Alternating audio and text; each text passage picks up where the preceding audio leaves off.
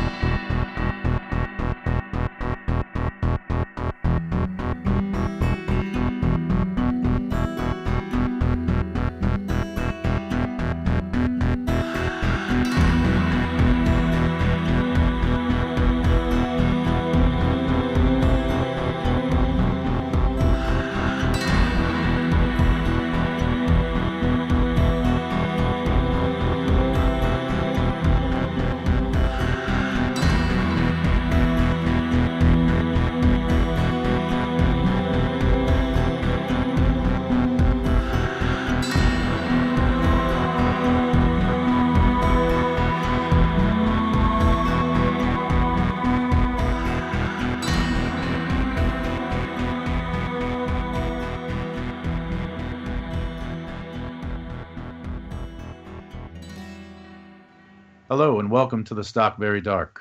My name is Peter Morrissey. My name is Klas.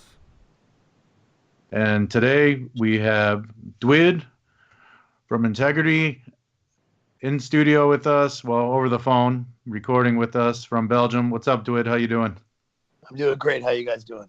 Awesome, man. Really, really happy to have you here. Like when we set out to do this podcast, we had probably about 7 or 8 people we wanted to start with, and you were one of them, man. So I'm psyched. Up at episode 17, we got you here, and really excited to talk with you today about subjects that we cover under the Stockbury Dark. We just spoke briefly before we started recording. I know you have like a pretty decent outline of some stories that you've had experiences with growing up as a kid into your adult life. And we're really excited to get right into it with you, you know. Wait, it also, as an outsider, I mean, it also feels that these are topics that you have been covering for the last 30 years with Integrity. Yeah, definitely. Integrity has a supernatural quality to the lyrics, and also with occult themes and psychological things, and all a variety of different topics interweave themselves into Integrity. Mm-hmm. But these are things that are occurrences from my life, so that's the only thing I really know how to interject into the band, into mm-hmm. the music is things that I've experienced, or things that I dream up, or am cursed and nightmared by, mm-hmm. or both. I feel like this is like a dream episode for a lot of people from where I'm from, because in Connecticut, I think, has one of the largest Integrity fan bases, in the States, thanks. Yeah, that band is like so much for so many people, even a lot of the older guys and younger kids still, like, you bring that name up and it's like, it's going to be a good episode for people to hear. It's the same here. I mean, getting into this stuff in the super early 90s, Integrity was the misfits of my generation. And that's not blowing smoke up your ass, but I mean, that's an absolute truth. No, that's very flattering of you to say. Thank you. So I guess we can start right from where you'd like to begin with some of the experiences and things that have happened to you. So if you want to just take off and get into it, we'll be right here listening. Okay, well, I have some things that I wrote down when you asked if I would participate in your podcast that I thought might be topics to touch upon. And one is that Well, I guess we'll start off with my earliest experiences that I can recall. We'll start off from the very beginning. My mother had a couple of miscarriages before I was born, and the kids were named the same as me. They were also boys and buried, and then somehow I survived. And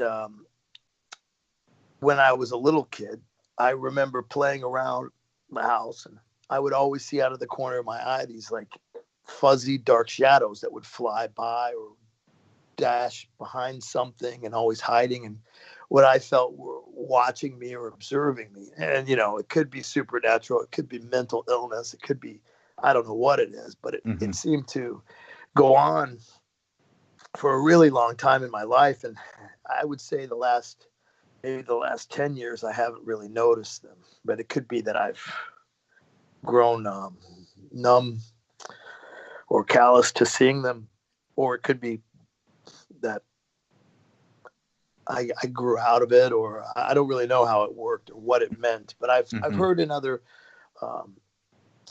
interviews and documentaries about supernatural type occurrences that this is seemingly a common occurrence with this like shadow things dashing around. I don't know if you guys have ever had that or not, but were those things like usually you would see it like at nighttime, or was it any time during the day for you? More often when it would be darker outside. Yeah. During sleep or? No, not sleep. It would be just walking down the hallway. It wouldn't be anything profound. Right. It just would be out of the corner of your eye. You see something that you think could almost be a cat or some kind of an animal, but it wasn't. And so that was my first thing that really was starting to, where my life was starting to unravel into the supernatural. Dwid, and then if I remember correctly, you grew up in a pretty rural area, right? Yeah, Indiana. Yeah. Yeah, just like farmlands, nothing around at all. It's really desolate type thing, which I found to be actually, at the time I hated it, but as I look back now, I think it was the greatest place for me to grow up, because I had nothing to do. And because I had nothing to do, I just had my imagination, right? And I could work on that like someone wants to exercise their muscles, and they're in prison and all they can do is lift weights. It was like that for me. I was in this kind of rural prison, and there was nothing creative to do, so I just exercised my imagination as much as I could, and that really helped me out, I think. And later on in life, at the time, I resented it and I hated the fact that I was isolated. But this also brings me to another thing I recall about it being a child, is that I would have this recurring nightmare every night, I think for 4 or 5 years as a very small kid, like a toddler.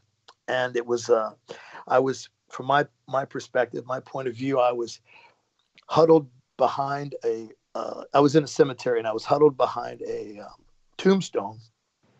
And I don't know what the year frame, the time frame would have been for this, but there was like a carriage that came, a horse-drawn carriage that was like a hearse type thing. And it was pulling up, and it pulled up in kind of in front of my view, but it was a bit far away. It was maybe like 100 feet ahead of where I was, but I never saw myself, but I was like this person who was crouched down and peeking over this and observing it. And every night it was the same. And this guy who was driving the horse and carriage gets off of his perch at the front of the carriage, walks around to the back, opens up the back where the coffin should be. And this ghostly, pale woman, pale face, glowingly white face, and a white gown, comes out and starts to sort of walk past him towards the horses, and then turns and sees me, and then comes at me, and then I would wake up. And I had that same dream constantly. I have no reason, I have no understanding why, but it was just something that haunted the hell out of me. Yeah, it's a pretty wild dream. Especially, how old were you at that time? Do you remember? Yeah, I think it was from like, I must have been like 5 until I don't know, 4 or 5 until I was like 8 or 9. Something like that. It was like every night. It was wow. pretty overwhelming. During But that maybe time, helped me during too with what I do. yeah, during that time as a kid, do you recall any sleeping problems or any like type of like sleep paralysis that accompanied like the dreams, or even with the dark shadows you would see Yeah, I in the had home? sleep paralysis sometimes, Mhm. and I still have it sometimes. Yeah. Where you have to sort of break yourself out of it, and you sometimes do that with a scream, and you're like jerk yourself out, and Hmm. and as people who know me know, I have a pretty loud voice as it is, so that's not fun for the rest of the occupants of my household. Hmm. If I'm yelling that loud, it doesn't happen that often nowadays, Yeah. but it does still happen. We we Maybe once a year or something. we touched on that subject quite a bit in the podcast. I think at least 7 or 8 of them, um, we've had talks about sleep paralysis because so many of our guests have gone through that, including myself, which is like the first episode we ever did. We touched on kind of like all the things I went through as a kid up until adult life, and sleep paralysis was like one of the major things, and I experienced it. I think I've had it 9 out of the last 15 days, and I had a Wow. bout of it last night, which was like insane. It's so common for me that I don't even really talk about it anymore, except my wife What do just you? deals with it every night. Last night, for instance, I slipped into like a state where I was up. It actually went from a dream to me opening my eyes and then being in sleep paralysis. And for the first, I felt things and I've heard things through my sleep paralysis where I felt people like almost whispering in my ear or creeping in bed next to me. But last night was the first time I actually felt hands on me and actually pulling me, and I felt like I was getting pulled off my bed to the ground. And I felt like I was sleeping sideways and my head was hanging off the edge of the bed, and I felt like these hands pulling and stretching me, and I was like screaming, but obviously nothing was coming out. um, in the state I was in, I thought my wife woke up and was trying to wake me up, but she wasn't, because when I finally got the paralysis, I looked over and she was sleeping sideways facing the other way from me, and I woke her up. I shook her up, and I was like, "Did you just wake me up from an episode?" And she's like, "No, I have no idea what you're talking about. You were fine." And it just lasted for about maybe 2 minutes. It seemed like about 45 minutes, but this is like just constant, and with accompanied with the shadows you said you've seen as a child. These are things I've seen my whole life too. Like things moving in the room, or dark shadows looming over me, or crouching in a corner. And that's why I ask if you ever had those types of experiences when you Yeah, when you saw I imagery. wonder. I wonder. Like you said, your wife didn't notice that you were moving or anything, but in your mind, you were moving. You were fighting to wake Hmm. yourself up, and Yeah, probably thrashing about the bed. And you were surprised that she didn't wake up from that. yeah. But I wonder if it's like that. If you're really just still myself as well, just laying there normal, but Hmm. inside we're having this total struggle and Yeah, fight. That in it's a my head, war. whenever I wake up from it, I think I'm just like throwing the blankets and this Hmm. whole like I'm fucking moshing or something, Yeah. But then it's not like that. Like it's just so yeah, I always wondered about that. I have a Hmm. story about my wife that is related to this. She has a sort of similar type of sleep paralysis or she used to have it. She hasn't had it in a while, but hers would be different. It was a sleep paralysis, but it was that she had the feeling that someone was sitting on her legs, Hmm. like pushing down on her legs and keeping her from getting up, but specifically on her legs. And she said that she has this kind of like past life memory of someone murdering her and drowning her, Jeez. and so she thinks that that's the source of this. Yeah, maybe some remnant of that past life. That's Yeah, that's pretty scary stuff. yeah. I have a lot of fun around my house. Oh, I'm sure. Pete, didn't Shannon say that like your breathing changes when you get Yeah, it into definitely does. That's when she wakes me up. It's usually my breathing. And it's usually right before I fall into a deep sleep. And she says it's not like any yelling or thrashing about. It's more about how my breathing is, and she'll wake me up out of it. Like she's a pro. She's a pro. She's probably hundreds of times has woken me up from from an episode of sleep paralysis. And like I said, in the last few years, it's gotten off the wall, with from out of body experiences to feeling I was almost in other dimensions and getting pulled through my ceiling into space, and Yeah. feeling as Yeah, though that's what I was going to ask, is if you had lucid dreams or yeah, out of body experience. multiple, and some were so intense to the point where I felt like if I gave in and left my body completely, that I wasn't coming back, where I could see an actual hand pulling me from the ceiling, reaching out and trying to pull me and take me out of my body completely. With, that's happened multiple times too. But it's just something I've been living with for, the last 25 years. It's such a normal part of life for me now that I don't know any different. It's only happened in the past 25 years. Is that what you said? Well, it started in my late teens, but the intensity of it has risen gradually up until, in the last 5 years, it's really the worst it's ever been. Worst or best, whichever way you're looking at it. Because some nights I'm not really too scared of what's happening. I'm kind of like giving into it and kind of feel like I'm exploring. But then there's some points I got so deep with it that it did scare me, because I didn't think I would be. And that's like the lucid dream stuff, right? Yep. Yeah. And can you fly in your lucid dreams? Yep.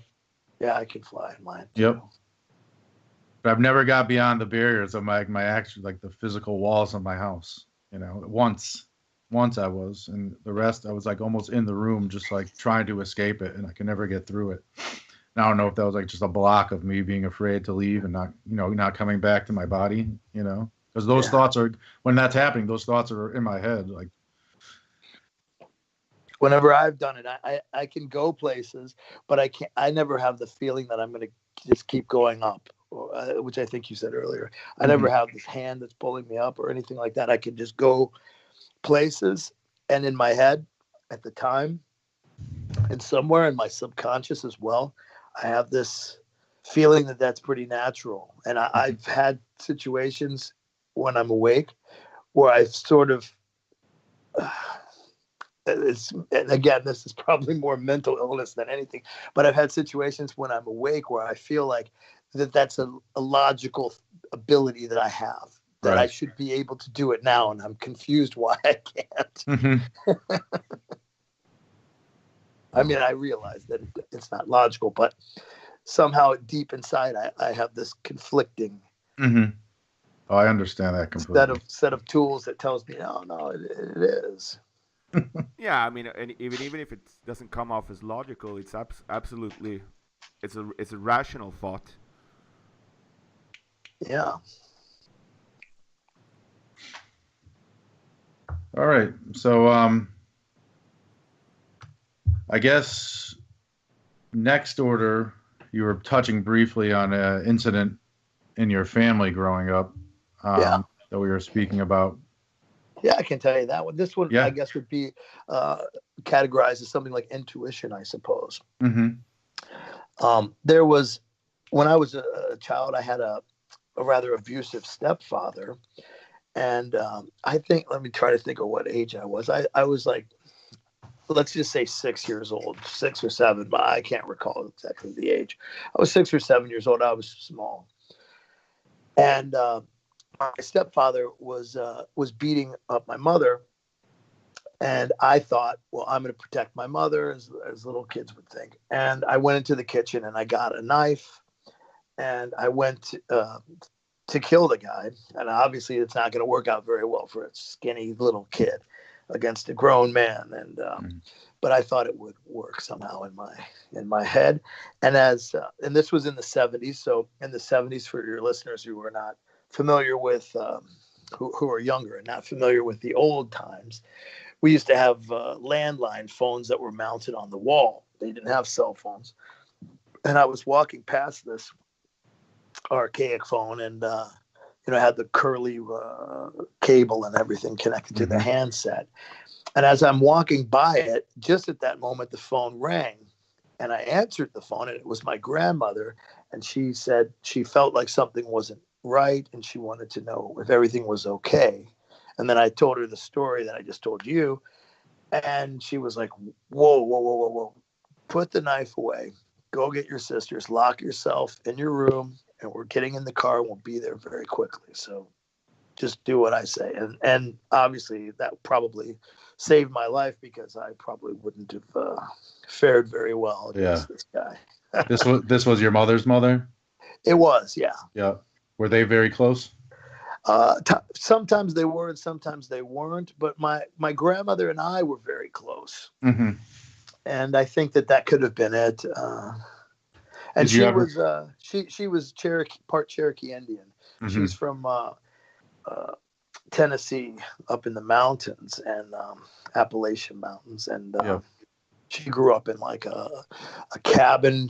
Her family, her siblings had one pair of boots that they would share when they had to go outside and stuff like that. You know, it was quite something.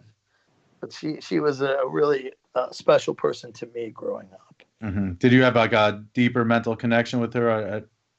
Would you say? I think so. Yeah. I sort of, like, she died a couple of years ago, and I remember I was in the States, and as I am with my band, but I'm not often visiting Indiana, which is out of the way for me most of the time. And I something inside me just said, hey, you really need to go visit her. And I did, and very shortly after that, she passed away, and that was the last time I got to see her. And as I saw her, I kind of knew that would be the last time. Right. So it was great that I was able to see her. Yeah, definitely. Wow. How long did you live in rural Indiana till you moved to Cleveland? Because I do know that you've lived in some interesting houses. In one case, living in a house that ended up being firebombed. Yeah, that's true. Yeah. Well, I lived in Indiana until I was maybe 11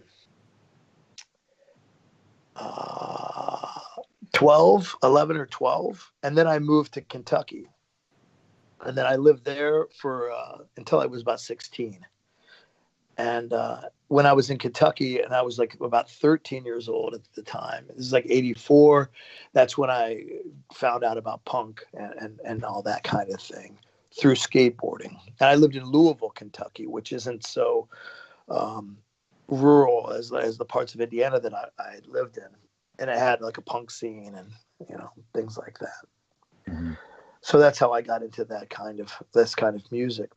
And when my parents were 16, when I was 16, my parents relocated with their job. My parents were divorced. I lived with my father at the time, and my father relocated, and the location was Cleveland. So I moved to Cleveland when I was 16. A lot of people misunderstand and think that I'm a native Cleveland resident. People think I live there now, even. I haven't lived there in like over 15 years. With the lyrical content of the band early on and moving around, did you ever live in houses where you felt a presence of some sort? Yeah, a straight up haunted house. I have lived in places like that, and I have a pretty good story.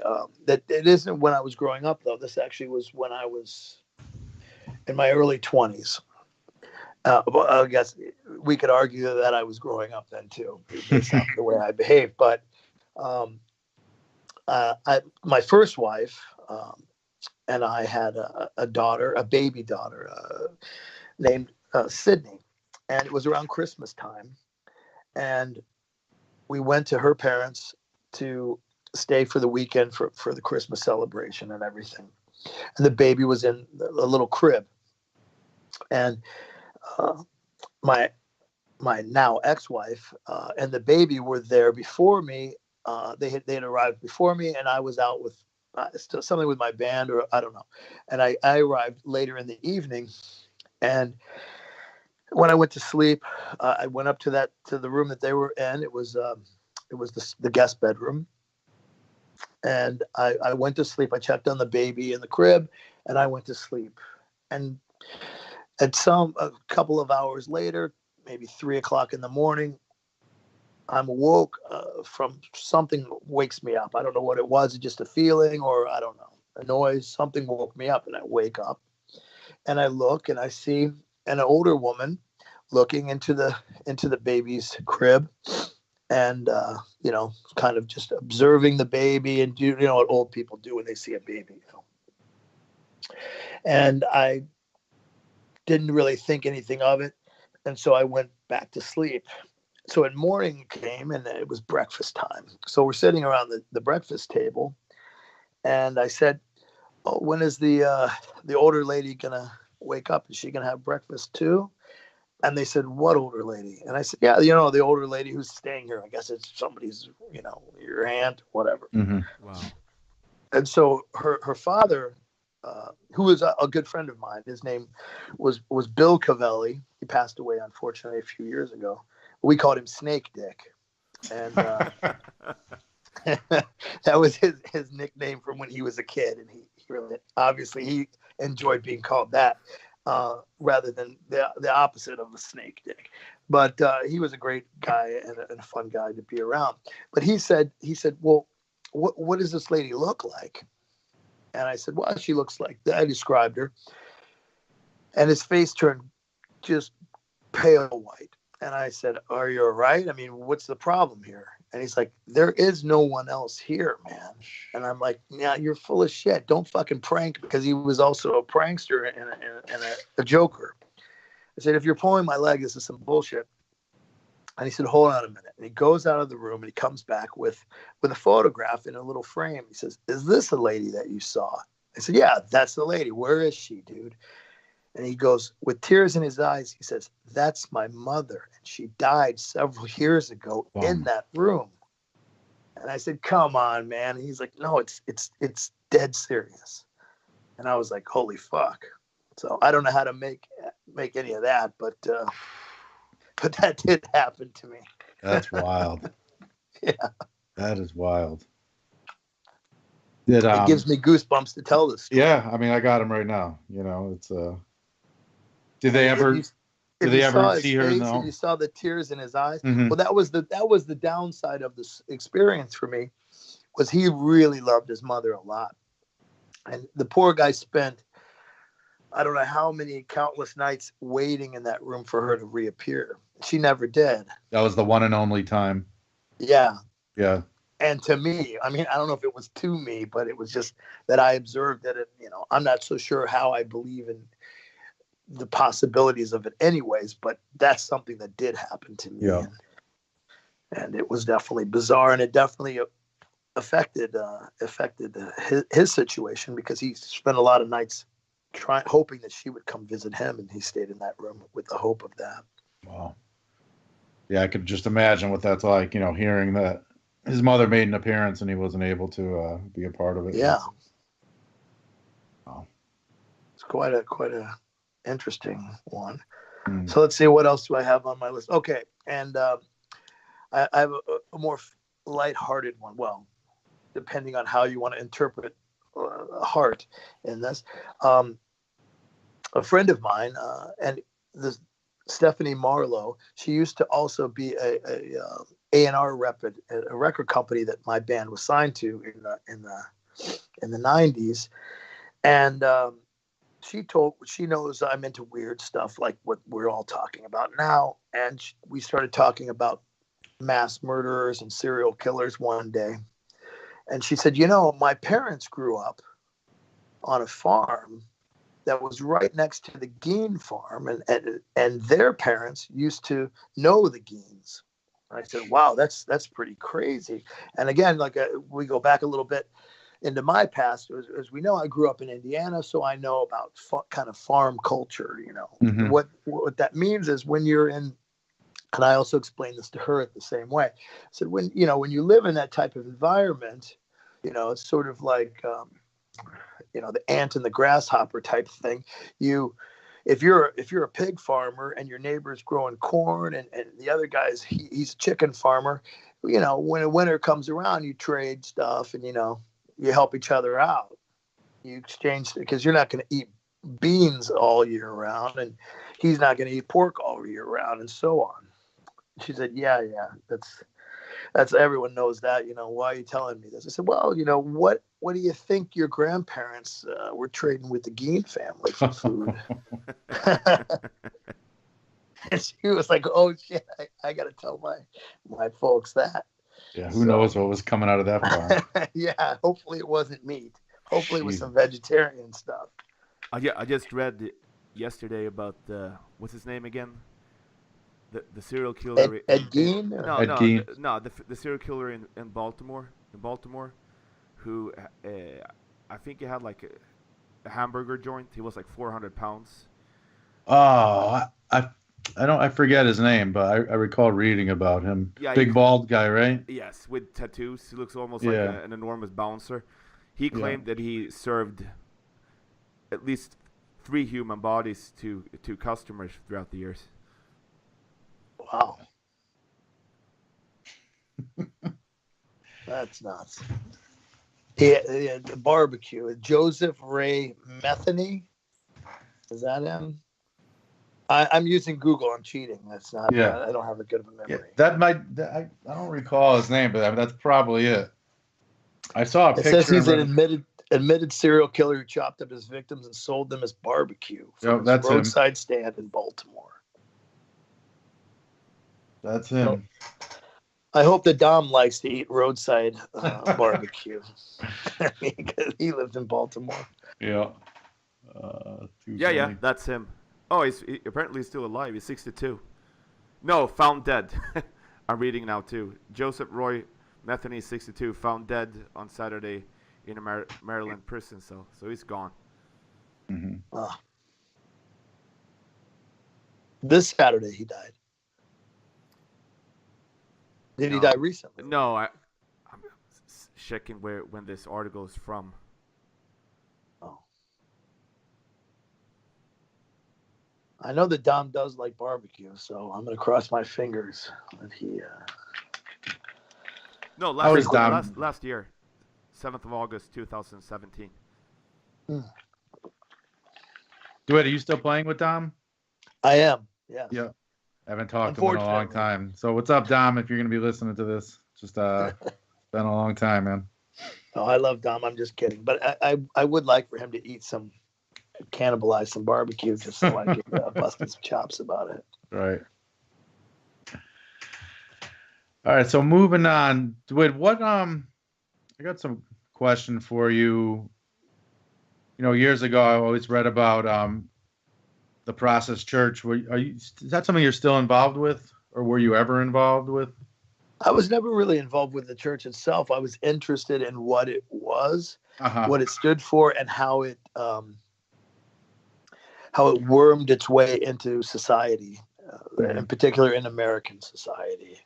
A great interest of mine as a kid was always in the 80s. You had the Satanic Panic, which was everything, was the devil and everything was bad. And you had the PMRC banning records, and they had they kept saying that there were these satanic cults and they're doing all these terrible things, but there was never any substantial evidence of any of this. And so that really fascinated me. And, this is all pre-internet type thing. And so I did my own research and looked around into this type of stuff. And that's where I stumbled across the Process Church. And this is sometime in the 80s is when I found out about it. And to me, this was the perfect example of what the Satanic Panic was standing against, what these Christians were up in arms against was the Process Church. And, Process Church had ties to Charles Manson, to David Berkowitz, to supposedly also to Henry Lee Lucas and Otis Toole. And those were the ones that got caught. So imagine which ones didn't get caught. And it's, in my opinion, that's the reason why we had faces on milk cartons when I was growing up, was because of these guys. And, they would go, do you want me to explain what the Process Church means? Yeah, please do, for the people that are not familiar with it. That would be great. So the Process Church, I'll be very simplistic about it. The symbol is a P, like the letter P in the word process. And the P is symmetrical. So they have 4 P's, which they intertwine together to make a symbol.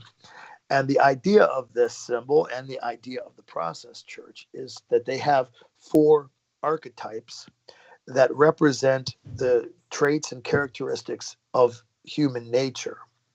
And they use the archetypes of Christian religion.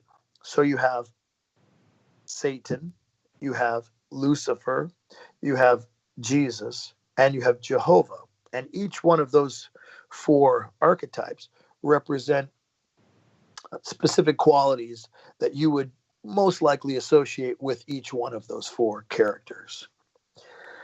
For example, Jehovah is a stern, conservative, unbudging type of a character who, once you break the rules, he will punish you without any mercy. But he's somehow standing also for good. Mm-hmm. And you have the Jesus archetype, which is obviously everyone knows what the Jesus archetype would be. The Lucifer archetype is someone who's playful, who doesn't really give a fuck, who's out to have a good time, doesn't really care if it hurts people, but isn't necessarily out to hurt people either. Just sort of someone who's enjoying themselves regardless of the repercussions. And then you have the Satan archetype, and that is the one who wants to destroy. Mm-hmm. And what was interesting about the way that the church put this together, and I'm not sure if they necessarily put it together with a business mindset or not. I'm tending to think they did, but who knows? But what they were able to do was, by using these 4 archetypes, they would have religious service that would represent each of the 4. And, someone, like, if you were to look into yourself and you say, okay, I can see that there's times where I'm judging other people, and I don't have a lot of forgiveness when they've done wrong against me. I also have times where I want to destroy, and I have times where I'm playful and I'm, whatever. So you sort of figure out what percentage of these 4 archetypes make up who you are. Mm-hmm. And then you're able to use that as a way to understand yourself. And also they have the religious aspect of it too. And so that's basically, in a nutshell, how the whole thing operates and comes together. Very interesting. I mean, years ago I did a little reading on it, but never delved too far into it. I'm assuming a lot of your lyrical content was influenced by parts of this. Not really, actually. No. Just a very, very, very small 1 or 2 songs, to be honest. But a lot of people think that it's a big part, but it really isn't.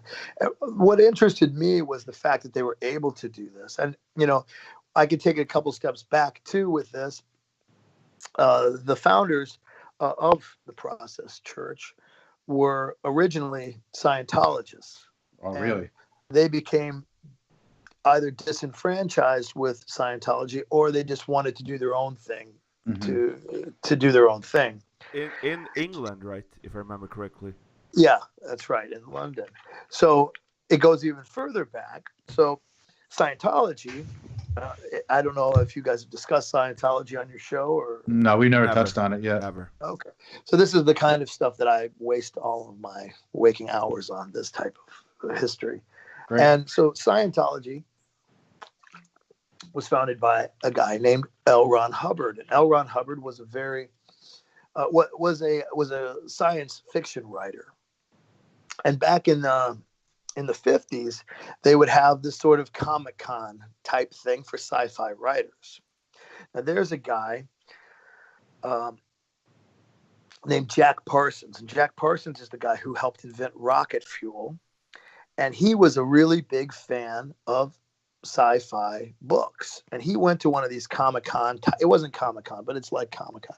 He went to one of these events, and he was a wealthy guy, dashing looking guy, had a beautiful woman on his side. And here's, for lack of a better description, nerdy sci-fi guys sitting behind a table trying to hawk books that people don't really want to buy, And it turned out that Hubbard was one of his favorite authors, and he went up to Hubbard and struck up a conversation and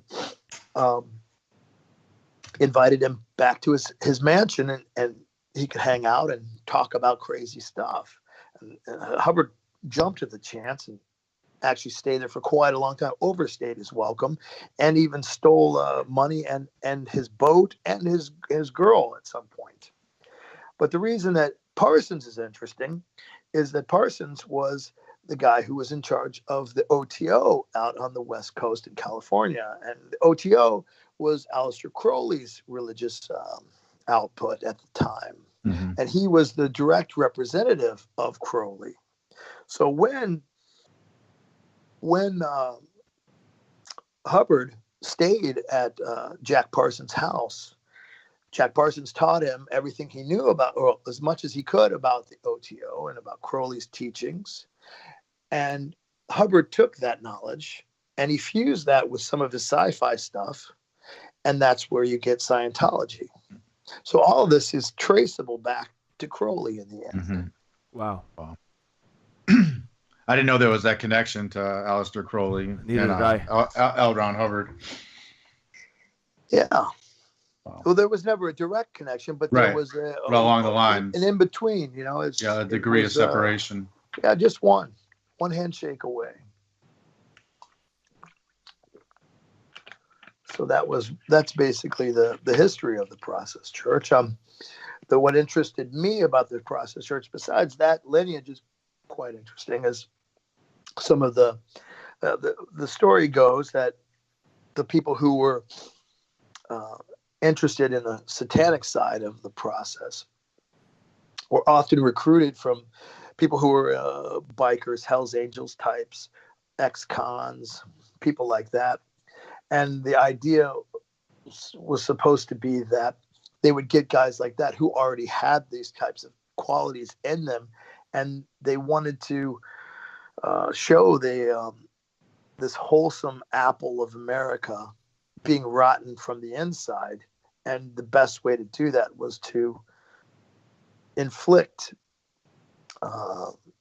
deception and destruction as just as a byproduct of what the government and what society in America at that time was doing and seeing. And they were trying to explore that these repercussions were actually symptoms of the way that America was existing, the way that America was raising its citizens. Mm-hmm. And so that was where the killers kind of thing came in, and they were supposedly encouraging this type of behavior and even monetarily rewarding them with it.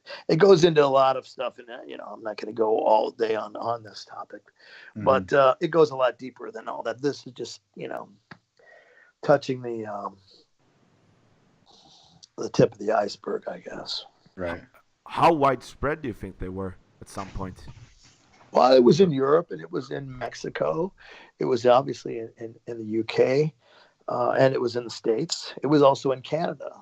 If you have the Funkadelic record, Maggot Brain, they actually have quotes and thank the Process Church on the album. There's even artwork on the record itself, the record jacket. And I have an interesting Crowley story if you'd like to hear that. Yeah, please. A few years ago, I went on holiday with my wife down to Palermo, Sicily, which is it's that island that the Italian boot is kicking for those who are geographically challenged. Mm-hmm. And when I went there specifically for two things. There's this place where they have mummies in a church-like setting where they have holy people who were preserved as mummies, and I always wanted to see that. And I also always wanted to see what they call the Abbey of Thelema, which Crowley had created down in Palermo. So the first thing I did was I went to see the mummies, and it was pretty great. And if you have a chance to look it up on Google Images or any of that stuff, you'll be quite impressed by the horror aspect of it. I mean, it's really like, walls just covered with real life mummies dressed. It's totally amazing horror. And then the other thing was to go see the Abbey of Thelema. So when I tried to find it with my GPS, it was difficult to find. It's not something that they advertise. It's not a place you can go and pay a coin and walk through it like a tourist thing. In fact, it's the opposite of that. It's actually an abandoned building that's off the side of a soccer. They call soccer football over here, off the side of a soccer field, and you wouldn't even know it's there because it's covered in so much like barbed bushes, like thorn bushes and thicket and things like that. And so I climbed down into the thicket. I'm scratched all to hell, and I get into this place, and I'm walking around. And years ago, Kenneth Anger went down there, and I don't remember the year he did, but I think it was in the 50s or the 60s, probably the 60s. He went down there and he cleaned the walls off because at some point some people had moved in after Crowley, and they painted over all of Crowley's paintings. Crowley was a painter, if you didn't know that. He was had a passion for painting. And he had made all these paintings on the wall. And someone whitewashed over all that because nobody wants that shit. If you're fucking living there with your family, you don't want crazy cult guys fucking paintings on the wall. And so anyways, I'm walking around and there's the wall. And it's untouched. There's no graffiti on it. It's just fucking there. Just right there to touch, And I'm like, wow, this is insane, If I had the means, I would tear the fucking wall off and take it back to my house somehow. Right. But it's concrete walls. There's no way I could get it off without damaging it and destroying it. But the whole plan, the roof is collapsed on the thing. It's just it's an abandoned rickety-ass thing. It's not some kind of a cathedral or anything. It's more like a beach house. It's made of stone that has all these paintings. After this, I'll send you a photo of me standing next to some of these paintings. Wow, please do. What I did do though, because I wanted to steal something, I got to do it. So I thought to myself, okay, I can't get the painting, but there's these tiles on the floor where Crowley had to have stood barefoot on these tiles while he made these paintings for hours and hours. So I figured a way to pry up one of the tiles, and I took that, and now it's sitting in my garden in front of my garden house. So very cool. That's So this building was just left to its own devices and ruined and never touched since. Correct. It still is there, as far as I know. Oh. I've seen people post on social media their visits to the place recently as well. How recent were you visiting there? I was just a couple of years, maybe 3-4 years ago. Wow. That's great. I had no idea really that, nice that to structure. See that. Yeah, I'm sure. And not to be vandalized as well, How long was he in Sicily for? I don't know the amount of time he was there for, but they were there for quite a long time. It was almost like a Jim Jones thing at a point where he had a few women with him, and some of the women had kids from other people, and like one of the fathers of one of the kids wanted the kid back because he didn't want the kid exposed to this type of shit. And, this is like early 1900s, so it's not like nowadays you could maybe pull off some real crazy shit, but back then, you really couldn't get away with much, especially with his reputation that he had.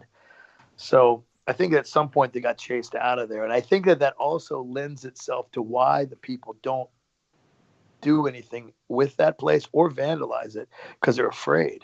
They're very, generally speaking, I know it's 2018. You're not supposed to be general about things, but I'll be general anyways. But a lot of people who are people of Sicily tend to be very religious people Yeah. and superstitious people. So getting into that type of shit is really, a gamble on their souls, and they don't want to take that type of fucking gamble. I think And also get in the thicket. I think you're absolutely correct. And as Catholic as Italy is, and especially southern Italy, that has been the poor part of Italy for centuries, it's so interesting and amazing how pre-Christian ideas and traditions still live in Italy in regards to, I mean, paganism, basically, with witchcraft and rites and cursings, etc. It's still there, and it still lives with Italian culture down there. Oh yeah, definitely.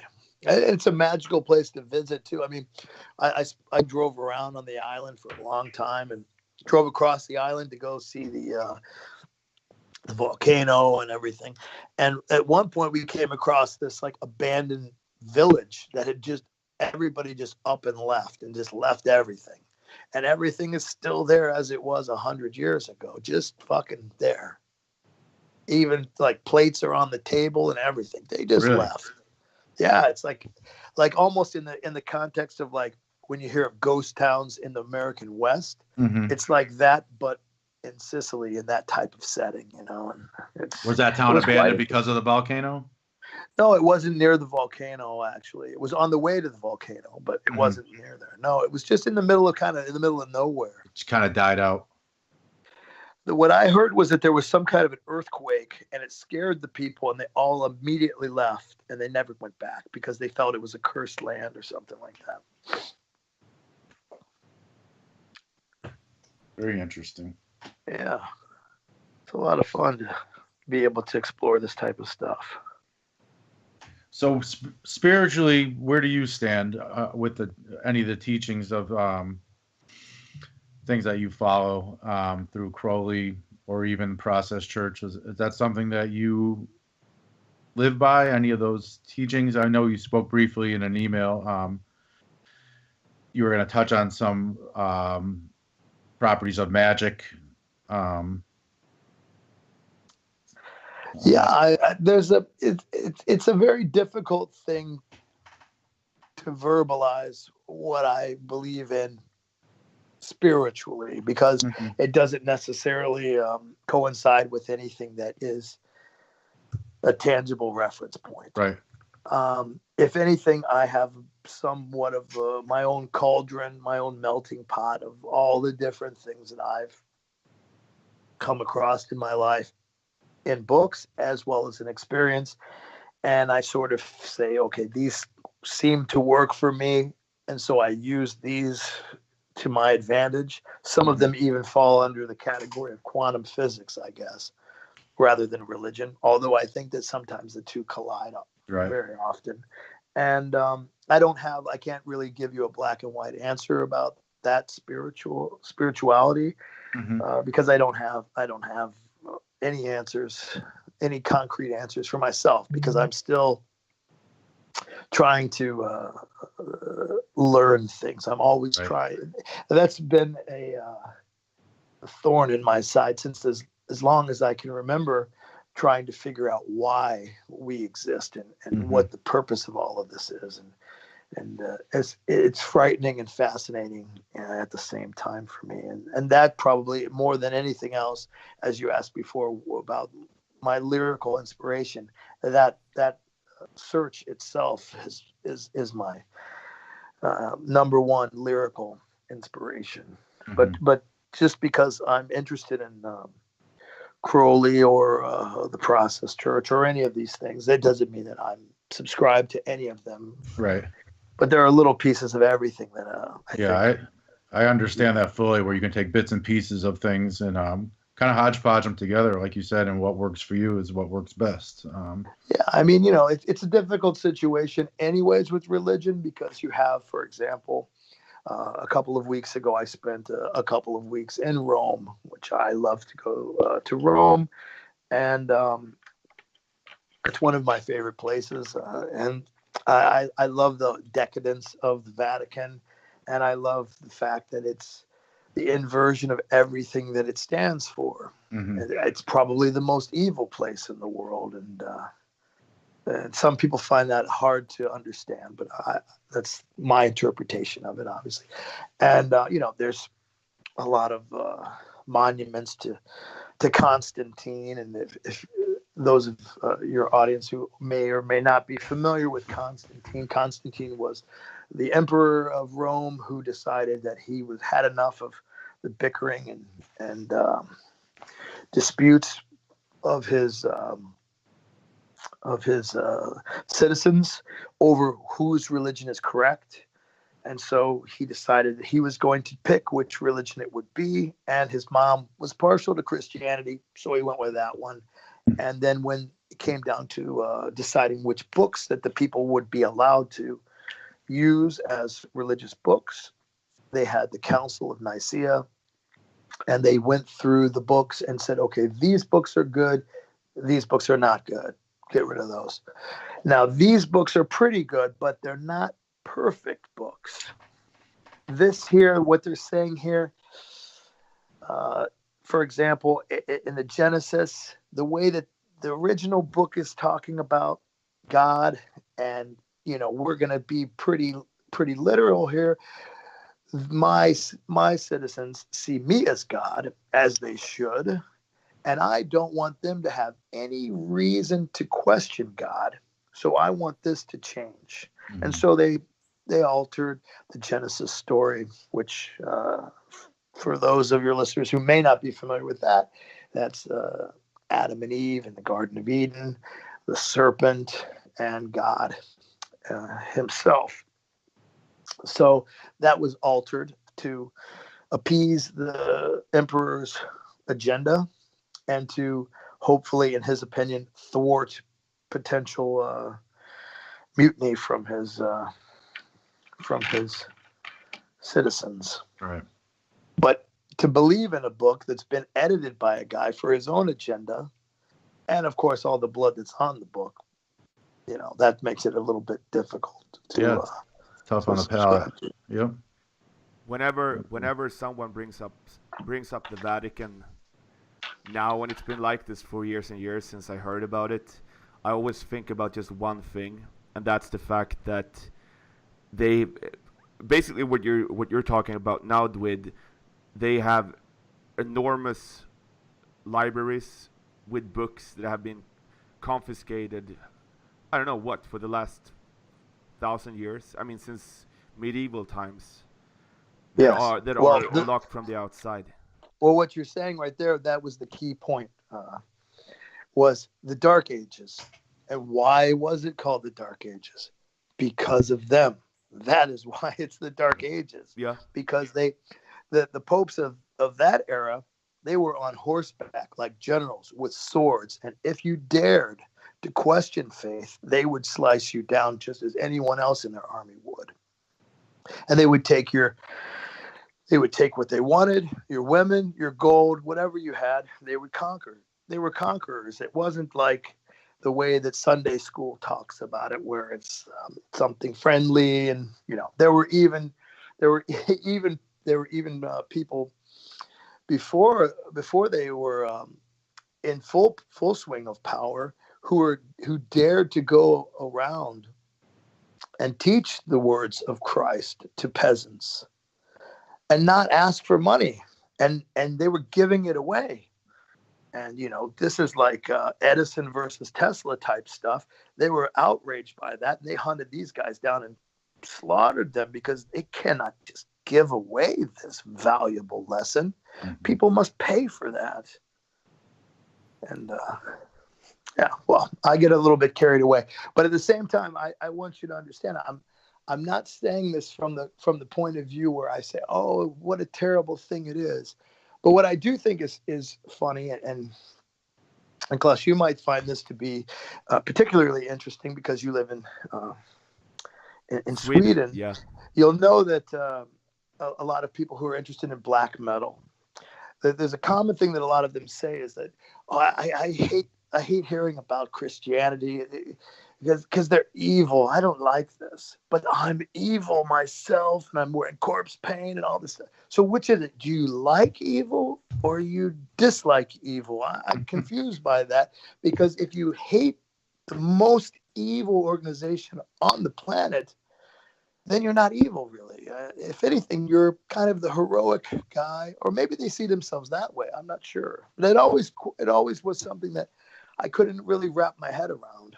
I'm not sure that they put too much thought into it, anyways. But perhaps Varg did with the burning of the churches, because those churches were built upon his ancestors' places of worship. I can understand that sentiment, but I can't understand people who want to say that they stand for evil but hate something else because it is evil. And that's a double negative.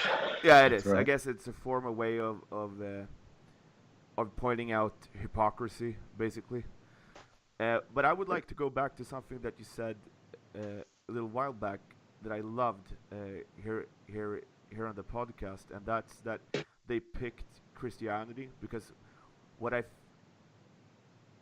don't think that a lot of people know is that Christianity originally was a pagan religion. Mm-hmm.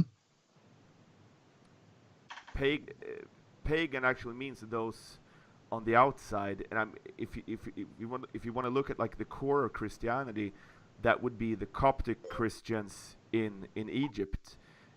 And if you go back to their teachings of Christianity, it's very much a pagan religion, kind of similar to what was going on here in pre-Christianity, but also in other parts of the world, like in India, for example. I think that Christianity in itself is almost in a way of what I was talking when Pete asked me before, what type of spirituality do I associate with? I find that Christianity is a bit of a hodgepodge of other religions, like I think maybe is what you were saying as well, that they cobbled together.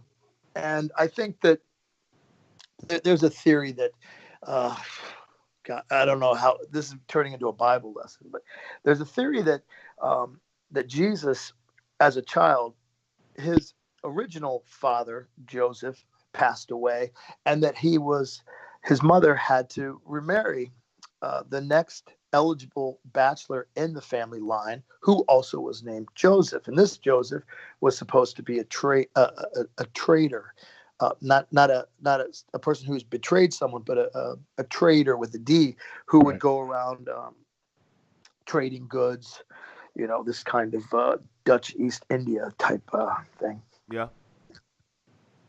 And the story that I was told is that a young Jesus would travel with his stepfather on some of these trade routes and meet different people in India, even up as north as Amsterdam, or the ports that he would stop in. He would talk to people in Egypt and everywhere else, and he would take a little piece of this with him, and that he sort of just like a quilt patchworked it all together. And to the other people, this was like a guy who had like an iPhone or something in Jerusalem at the time. He could pull up all this stuff, and they were like, holy shit, we never heard of any of this. So he was someone who had this great knowledge and was able to dazzle everybody with that. Mm-hmm. So I don't know if that's true or not, but it sounds like a well-traveled man. Yeah, it seems so, at least, and there's different interpretations of Judas and why he did what he did, and all of these things. And I find it to be rather fascinating, Also, if you dig into it, the digging never ends. Like, it's never ends. You'll find new stuff all the time. Yes. Yeah. I mean, like the one thing that I always really liked is like early on when the apostles were trying to get the temple to allow them to pray in the temple and to get new followers. And there was they said, come to us, we're going to create our own. They were hunted in Jerusalem, so they went out into the desert, and they had investors that had given them their life savings, and poor people had given the few things that they had, and they created this commune. And this was also after Christ was crucified and had risen. So they're out in this compound, and there's this this man and this woman, and Peter had this dream, this vision from God, who said to him, "These people did not give everything that they had to us; they kept some back." And so Peter angrily came to them and said, "How dare you not give all of your wealth to us?" Now, my interpretation of that is quite interesting, because I find it to be just crazy greed. I mean, they put this into the scripture that if you don't give everything, well, the outcome to these people was that the fury of God annihilated them. And they died right there on the spot with fire coming out of their eyes and everything. And it was, a very vindictive situation that happened to these people who believed in them, who were followers, and they were basically good people. But what they had done was they thought, I don't know if I should put all my money into this. What happens if it doesn't work out? Then we're going to be fucked. But the way that the apostles saw this is that if you don't give everything, then you're not betting 100% on us, and therefore you're against us, and so therefore you must die. The essence, and that's it's the essence of fundamentalism, all or nothing. Or it's the essence of really great marketing, because if you tell people that if you don't give everything to the church, you're going to fucking be punished beyond belief. People are going to be more likely to give on Sunday than they would be likely to hold back. I think that was the real incentive. I don't think that it actually occurred that this stuff really happened, but these were things that were edited and modified so that the church could benefit from that. I'm sorry, I'm on a tangent now, and people are turning off the sets No, this is great, and to go to the non-Christian channel. It's a good history lesson like inverted Christianity. It's a really good history lesson for people not familiar with any of these topics, and it's going to open up a gateway or a doorway for other people to maybe research and find out some more other histories. Like, yeah, we can keep going. That's great. Okay, as long as it's not too boring. I remember in school, like, this type of religious history wouldn't be appealing to everybody. But there was a guy named Sabbatai Zevi, who ironically lived in the year 1666. That's a very profound year to be living. And he was a Jewish rabbi, and he was living down in Cairo, which is actually a place I'm going in a few weeks. And he was living in Cairo, and people started to feel that he was the new Messiah, and that he was the Son of God, and he was the one who was going to lead them. And he had accrued about 1 million followers. And at that time, obviously, that's insane. And what he did was the people said, you are the new Messiah. You are the one who will bring God to us. We will finally be in the presence of God himself because of you, through you. How do we see God? How do we get him to come to us? He's been away from us for so long. We want to be in his presence. So Sabbatai Zevi said, the only way for God to come out of hiding is if all of the humans on the planet are to become good, wholesome, penitent people. And that's never going to happen. Mm-hmm. So what we're going to do is we're going to smoke God out of his hole, and we're going to invert all of the scriptures. We're going to betray everything we believe in so that our blasphemy will stink so high to heaven that God will take notice and come down to see what the fuck is wrong with us. And at that moment, we will beg forgiveness and we will be in God's presence and we will be again one with God. And so they tried to do this for a long time. And at some point, Sabbatai Zevi went to Rome and went to the Vatican, and he said to the Pope at the time, "You have to recognize me. I am the Son of God." And they said, "You are not the Son of God. You are a sinner. You are a blasphemer." And they chased him out. And this is the time of the Ottoman Empire. Mm-hmm. So they went to the Sultan, and he said to the Sultan, "I, with my 1 million followers, I am the Son of God. You must recognize this, and you must back me." And he said, "No. I do not recognize this, and I see you also as a blasphemer. But you have two choices. Either I kill you right now, or you convert to Islam, and I allow you to live." So this supposed Messiah, he converted to Islam and lived out the rest of his life a Muslim. And what became of his followers? They became pissed and they dispersed, and they lost faith in him, because obviously he wouldn't have changed his faith over the threat of being beheaded. Yeah, and I mean, a lot of them probably converted to Islam too, just like he had. Yeah, that's true. Yeah. That's true. Yeah. But I think it's a really fun story, especially with the year itself. So, do you think the year had any significance? I wrote a song about that. Did the year back then have any significance? Those hundreds of years ago? I don't know if the year itself did. I never really read anything where people said that was that the year would have been anything to do with the devil. Mm-hmm. But what I did hear is that a lot of people, or that people have come to find, that they feel that the Kabbalistic number 666, was to represent Nero, mm-hmm. and that Nero was the enemy. Nero was the, Satan is the enemy. That's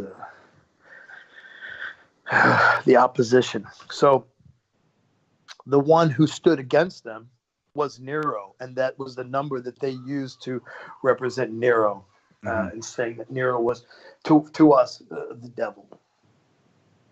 Very to our definition of what the devil is, it would be Nero. That's what I mean. Amazing. Well, Dwid, this was a great interview. We had touched on a lot of personal experiences from you and a great history lesson. A lot of new topics that I've never touched on or even knew about, which I'm going to go back and get into myself. Been a great guest on the Stockbury Dark, and we loved having you here. Thank you. Hopefully, in the future we could have you back as a guest as well, and we can we do have a lot of topics. A lot of untouched ground. Yeah. Anytime. Yeah, it was a real pleasure to have you here, man. So we thank you, and I'll try to be more researched the next time. So no, you were great. You were great. You're the closest we had to like a historian on the show. So you touched on a lot of good stuff. You're very knowledgeable with your topics, and it was a very interesting show for myself and Klas, and for our listeners coming up soon. So, like I said, thank you very much for being on. Well, it's my pleasure. I'm sure there were some inaccuracies in the things I was pulling out of the top of my head from my Swiss cheese memory, but I did my best. I hope you guys enjoyed the show. Yeah, we certainly did. Klas, anything you'd like to add? This was everything I wanted it to be, and I'm really looking forward to doing a part 2 with you, because there's a lot of more stuff to talk about in regards to these subjects. I love this. Yeah. Oh, I'm glad. Thank you. It was very fun for me as well. All right. Well, this is another episode of the Stockbury Dark. We'll be signing off, and we'll see you very soon. Thank you very much.